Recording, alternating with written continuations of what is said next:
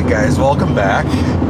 So back out here on the road, and I'm with Dave still, and we are headed to, well, we are on the reservation, right? Yeah, we're at Santee. Yep. So we're headed into town. We're going to check out some of the sites, and Dave's going to hopefully give me a little bit of the history. We're going to stop at the casino, although I don't think I'm going to do any gambling. I already lost 50 bucks on this trip. But we'll see. Maybe that'll happen. But yeah, stay tuned, guys. This should be interesting, and there's a storm rolling in. So we are definitely going to get some rain today. And it feels like the wind has already come up. So stay tuned, guys. We'll see what today brings us.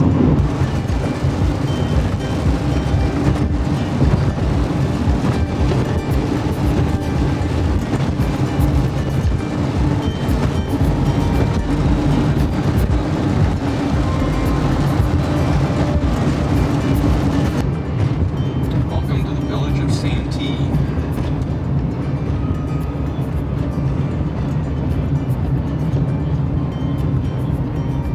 Oh, this must be where the funeral is. Oh yeah.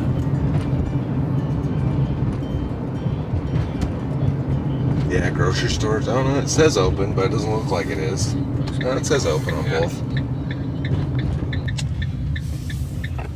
So we stopped a couple places, guys, and we are in Santee, and a lot of stuff is closed. I don't know if we're actually going to be able to hit a museum or anything today. There is a funeral going on. We've talked to some locals. There's a funeral going on. One of the tribal elders has passed, and so pretty much on the reservations like this, everything kind of shuts down because it is a very tight-knit community, and so they all go to these things. We're at the grocery store, and it says it's open, but it doesn't necessarily look open, but we'll give it a shot.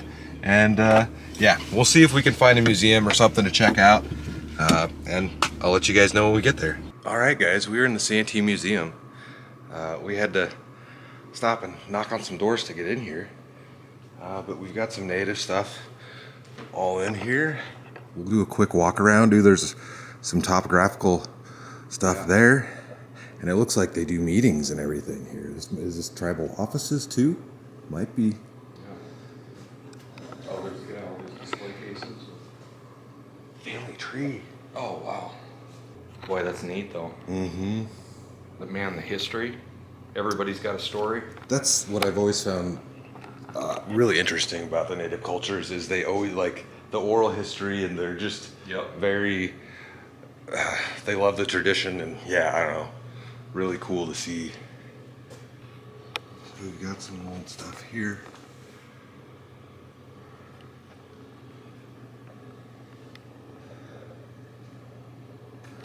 Fort Snelling, Dakota Encampment, St. Paul, Minnesota, 1862 to 63. The image depicts the final days that our Santee people saw before being removed from our homelands of Minnesota and removed to a desolate area called Crow Creek by steamboat for a period of 3 years before finally being moved to our present location in Nebraska.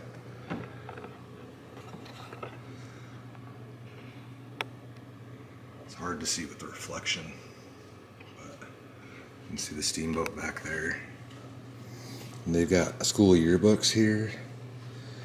I don't really want to screw with this too much because that seems very old. April 6, 1912. Wow. That's an old paper. Yeah, I don't want to touch that. Yeah. We've got more history photos here.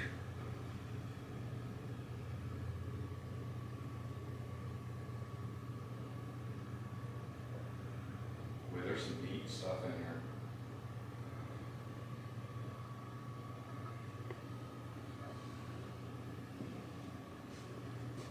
Oh, this is the. You'll get to it, but this is the chief of where the bear.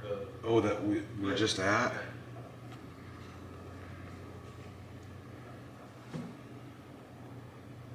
Wow, city hall. I'm not going to read this one here, but maybe if you guys can pause it, if you want to read that. And the thing I read about that is probably, yeah, Santee, Dakota prisoners' arrival from Davenport Prison Establishment of the new settlement by Niobrara River in Nebraska, 1866.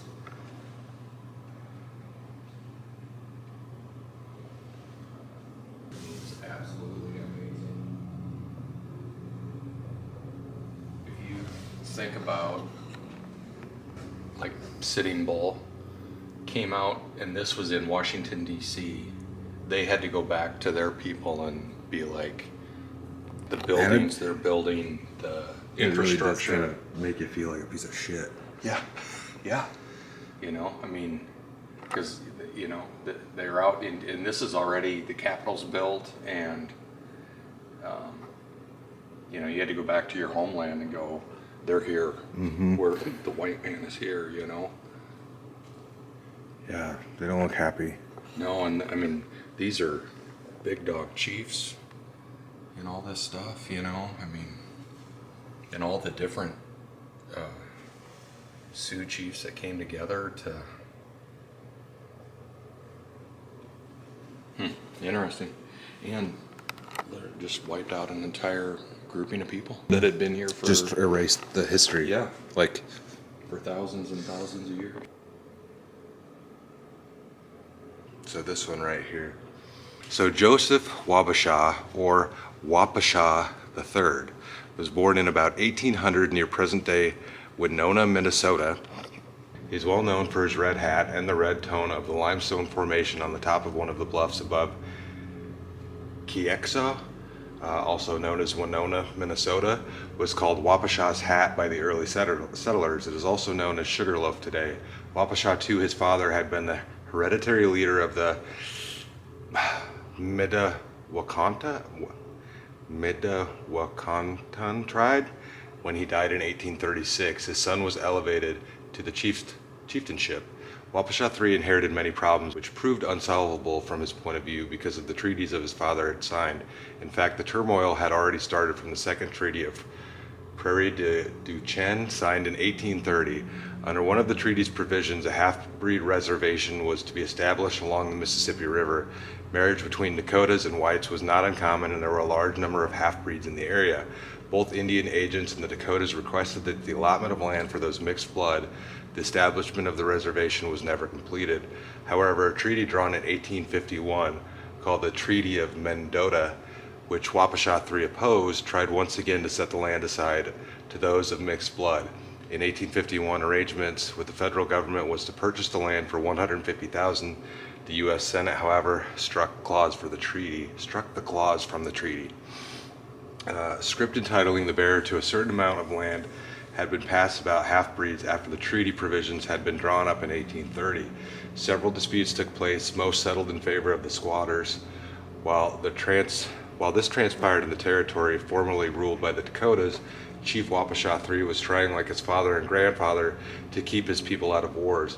Like his ancestors, Wapasha III was shrewd and cautious and a skilled diplomat. But in a little more than 10 years of his succession to chief, he would become involved in the first outright conflict over the removal of Indians from the western banks of the Mississippi. The Dakota were allowed to remain on their camps along the west bank of the Mississippi River, according to an 1853 amendment to the Treaty of the Prairie du Chien. Nevertheless, Wapasha III moved his band to the reservation in 1853 and encouraged his people to become farmers and Christians. Wapasha III reluctantly participated in the Treaty of 1858, in which the Medawakantons gave up claims to the land in Minnesota. He had his hair cut in 1859 by Joseph Brown, the Indian agent. Hunger coupled with anger and frustration of the Indians resulted in what is called the Sioux Uprising of 1862. Wapasha's effort in the uprising was half-hearted. He led opposition to the war and quietly organized a peace party. Eventually, he was sheltering whites and half-breeds in his camp. He was one of the first to attempt a settlement of the short-lived war, opening contacts with the army while fighting was still at peak. However, he was present at the battles of Fort Ridgely, New Ulm, Birch Coulee, and Wood Lake. He was on hand at Camp Release when many of the white captives were turned over to Colonel Sibley. Approximately 1,200 Indians were eventually arrested. Most were Dakotas. A 5-man tribunal was established when 392 were brought to trial. Of these, 307 were sentenced to death and 16 given prison sentences. The list was sent to President Lincoln for confirmation. Lincoln personally reviewed the cases and all of those given death sentences. Only 39 of the sentences were upheld, and one Dakota warrior was later reprieved. The remaining 38 were executed on December 26, 1862, in a mass hanging at Mankato, Minnesota. The bodies were buried in shallow graves along the river, and Dr. William Mayo, whose sons founded the Mayo Clinic in Rochester, was among the doctors who dug up some of the bodies to use as cadavers. After spending the winter at a prison camp at Fort Snelling, in May 1863, his band was removed to the Crow Creek Reservation and 3 years later to the Santee Reservation in northeast Nebraska. Although friendly to whites, Wabasha testifies before the Indian Peace Commission on June 15, 1868, on board the steamer Deer Lodge near Fort Rice, Dakota Territory, about the wrongs done to the Dakota people. Wabasha 3 died at the Santee Agency Reservation in Nebraska on April 23, 1876, and he is said to have spent his last years in sorrow, pondering the dissolution and degeneration of his people. Doesn't make you feel good at all.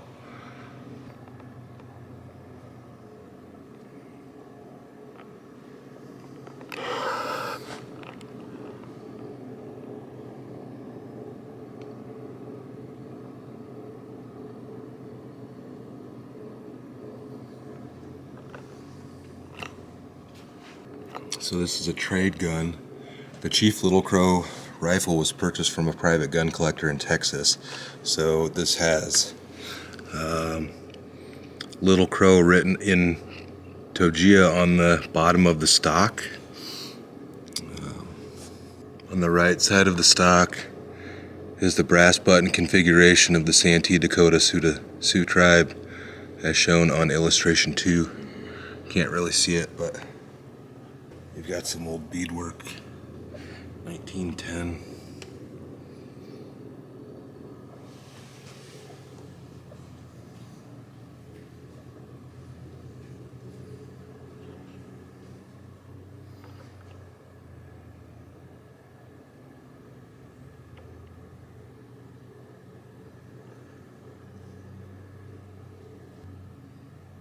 Is that a land map? Oh, yeah, it is. Something? Yeah, Santee Sioux Reservation allotments. It's barely faded, but yeah, you can see the names of. Wonder why these are all kind of colored in.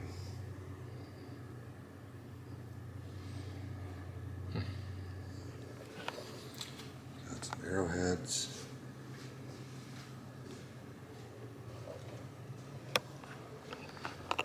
Trail of Tears. I've heard about that.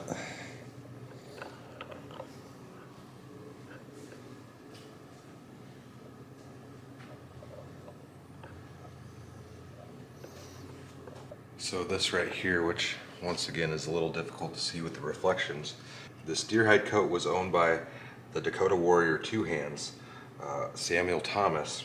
He fought in the 1862 Dakota Uprising and sat in the Davenport prison for 2 years after the uprising.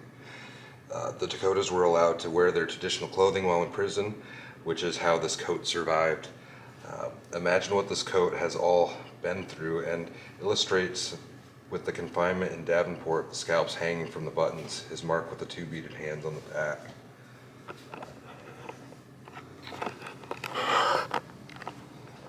It's hard to see, but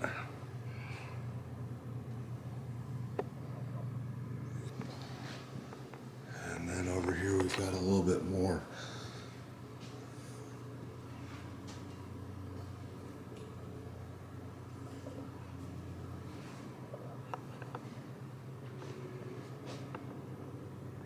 And you can see the encampment here, maybe. This is when they got moved from Minnesota to here, and then, so this is Maiden's Leap, and that's a really cool story, and that is on like Wikipedia. But there was like the daughter of a chief was dating someone from another tribe, and he refused to let them get married. So she said she'd rather be dead than away from, and she went up to this rock outcropping and threw herself off of it in front of everybody. And that's just out here on the highway. That Oh. rock outcropping is. So where are we? Oh, like Highway 12 runs through, right through here. Okay. And this must have been the initial town, or That is, yeah. Whitney Hall, Lawson Cottage, Black. blacksmith shop. Kind of neat though. Yeah. The detail of all that. Oh, It's yeah. really cool. Wow, this is pretty neat, guys. But that's about it. There's some pamphlets and information and stuff like that. I think it'd be cool to look at that newspaper, but I don't need to mess with that. That's really old. I'm surprised they just have it right there. Really Yeah, am. yeah. But yeah. All right, guys. So we've made it back to the cabin. Looks like we're gonna place some bags over here, but Dave gave me this paper that has a bunch of information, and I've been kind of sitting here reading through it. It's pretty delicate because it's from the winter of 1973. And this goes over some of the history of Devil's Nest here, where we're staying at. And, I'm reading through some of this, and it's all pretty interesting, but there's a pretty interesting story in here that I'll read you pretty quickly. And it kind of gives the origin story of the name of Devil's Nest. If I can open this up without completely ruining it.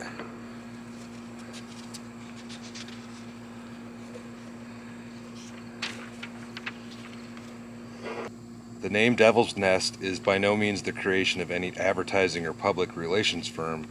Nebraska State Historical Society's records, and old newspapers confirm the fact that the wooded tract bordering the majestic area has had a history dating from the time white men first came to the state.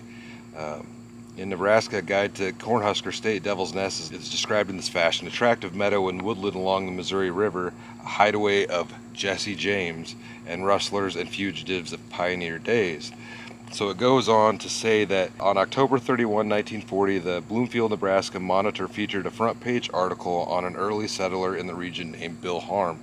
At that time, Harm 75, former mayor, was living in Devil's Nest, and reported that someone early in the game declared the property to be a devil of a nest, and it apparently stuck. In 1938, a half-breed Santee Sioux named Joe Jesse Chase, living near Niobrara, related to newsmen that he was the son of Jesse James. Chase, backed staunchly by Indian stories, said the outlaws Frank and Jesse James rusticated in Devil's Nest in 1870. During that period, the James brothers reportedly called themselves Chase, and it was further recounted that they each fathered a child by two Santee sisters named Wabusha. And I hope I'm saying that right. Joe Jesse Chase declared his mother was Maggie Wabusha, who later married William Goodteacher after the James boys went south on more train robbing expeditions. So there's a little bit more to the story, but I don't know, that's cool. I had no idea Jesse James was ever in Nebraska. Yeah. Yeah. I guess I figured it was more south, like Texas and. Oh, really? Oh, no, I don't know. I had no idea. St. Joe, Missouri. That's where he was shot. That's where he Was it? Yeah. I don't know enough about the history of it. But I'm going to continue to enjoy my drink here, and we're going to get to play in some bags. So stay tuned, guys.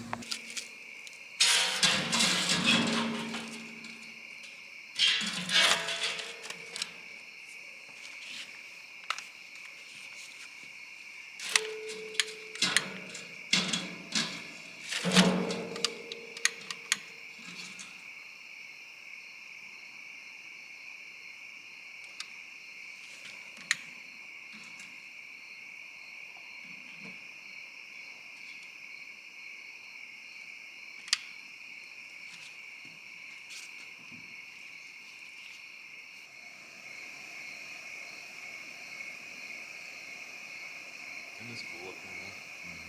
Just quiet in the lake. Don't you think it's one of the best views of the lake? Oh yeah. It feels like everywhere else that you can get to public access, it's all down by the water, and if Right. you're out on the road, there's houses in between, Yeah. and you can't really get that view. You get those little snips every once Right, in a while. right. Okay. Glimpse of it, yeah. But nothing. Maybe. Maybe. Perfect.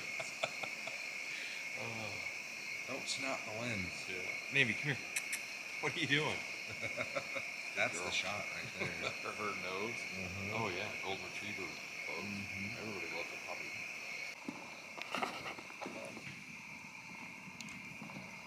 Yeah, there's a lot of satellites and planes moving around.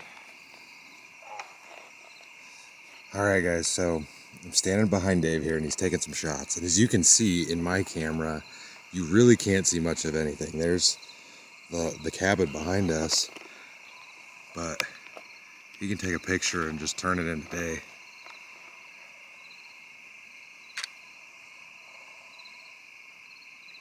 It's wild, and it's even hard for this camera to pick it up, but you can see the Milky Way and everything in the pictures that he can take.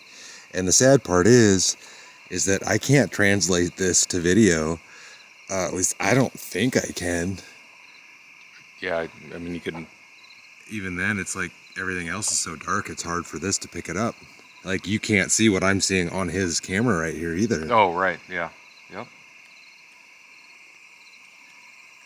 Isn't it just like a rolling shutter, something? I'll have to start really looking into this, because to be able to see what you're able to actually do with this camera is pretty crazy.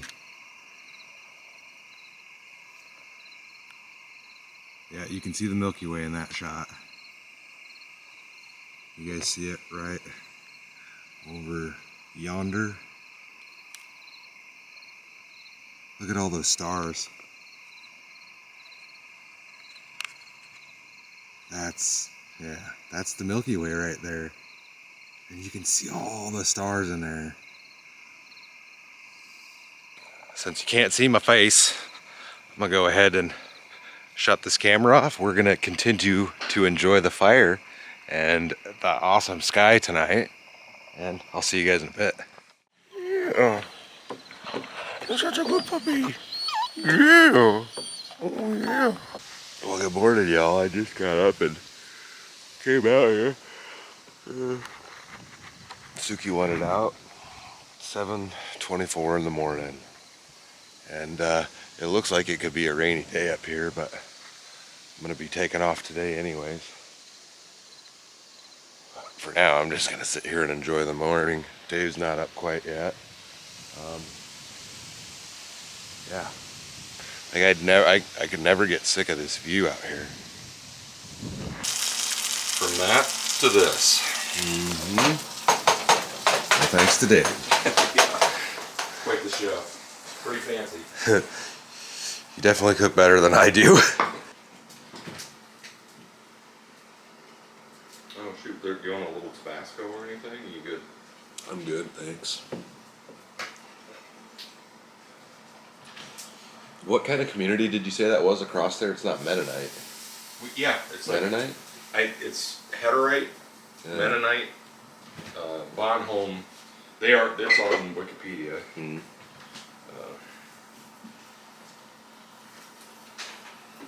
Yeah, it's All right, guys. Well, we've had some breakfast this morning, and we've been up here for a couple days, and I'm getting ready to head out. Dave's got to get home too. He's got some things to do. It's been an amazing experience up here. I'm so glad you invited me out. Oh, it's been awesome, man. And Yeah, just good time. opened the spot up to me. I got to pet his dogs, which is awesome. And just the scenery and sights that we saw, and learning about the history of this place, and some of the things that have happened in this area has been great. It's been cool to share. You know, Yeah. just show somebody else something new, and Mhm. it's a cool, neat area, and a lot of people don't know about it. And I don't know if we need to keep it that way, but But this is a private area, guys. Like, don't come up here wandering around, because you're not going to be welcomed. You know what I'm it's all saying? good. Yeah, you know what I mean? Like, you don't want to get caught up here by yourself, probably, if you're not supposed to be here. Yeah, So, good times though. I mean, well, yeah. I had a blast. We're definitely going to meet up again. I want to show you guys his van. He's starting a ProMaster Ram van build that he just picked up. But we'll leave that for another adventure. And then he's going to help me probably do a little bit of something to my truck. But once again, we'll leave that for another video. And you guys will probably definitely, you guys will definitely be seeing more of Dave. And I will link all his social media so good stuff. in front of the camera. Why wouldn't you want? Well, you're talking just fine. He's a picture guy. I can't convince him to take video. No, so, no. although he did post an Instagram story with a video. You're getting me going. So, yeah, I'll have his social media stuff linked down below, and you guys can check him out. You should go give him a follow on Instagram for sure. But I'm going to close this one out. I hope you guys enjoyed it. I had a blast. So I hope you guys enjoyed it. Stay tuned for the next adventure. I'll see you in a bit.